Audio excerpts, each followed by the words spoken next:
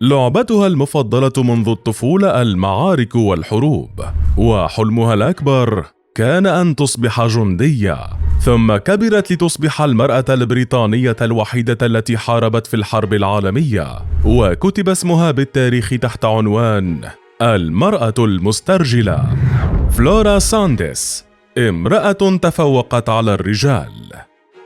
رغم الكوارث التي تسببت بها الحرب العالمية الأولى، إلا أنها تسببت في إعطاء نساء أوروبا دورا كبيرا، فبات لهن دور بطولي أثناء الحرب، مثل البريطانية فلورا سانديس التي انضمت لصفوف الجيش البريطاني وهي ابنة رئيس جامعة سافولك في المملكة المتحدة، وقد حلمت منذ صغرها أن تكون جندية في الجيش، وكانت تهوى لعب المعارك والحروب ليتحقق حلمها وهي في 20 من عمرها، إذ أصبحت المرأة البريطانية الوحيدة التي تلتحق بالقوات الصربية.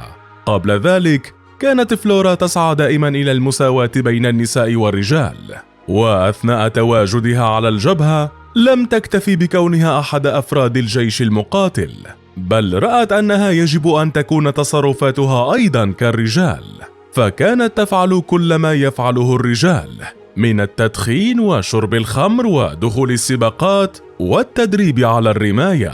ولم تكن أحلامها أبدا مثل بقية الفتيات مجرد حياة مستقرة وزوج وأطفال، بل كانت دائمة الشغف بالأعمال التي تحمل في طياتها عنصر المغامرة. بينما كانت النساء في زمانها يعشن حياة الزينة وحفلات الشاي ويلعبن التنس والرياضة، حتى عرفت في زمانها بالمسترجلة.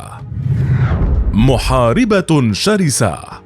مع إعلان بريطانيا الحرب على ألمانيا، وجدت فلورا الفرصة سانحة لتحقيق حلمها، فتطوعت في الإسعاف، وبعد 8 أيام انتقلت إلى صربيا مع أول وحدة تطوعية تغادر بريطانيا.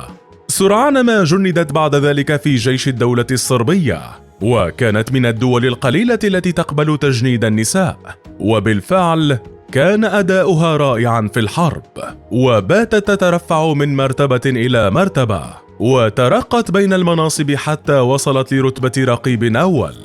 وبينما كانت ذات يوم تدافع عن موقعها، أصيب المكان بقنبلة يدوية كادت أن تقضي على حياتها، وقد أنقذها زميل لها في المعركة ومنحت ميدالية تكريمية لشجاعتها، وبات اسمها يتصدر عناوين الصحف في دول العالم، خاصة بعد أن أصيبت بشظية في ظهرها والتي لم تمنعها من القتال، فما إن تعافت حتى عادت وانضمت مرة أخرى للمقاتلين.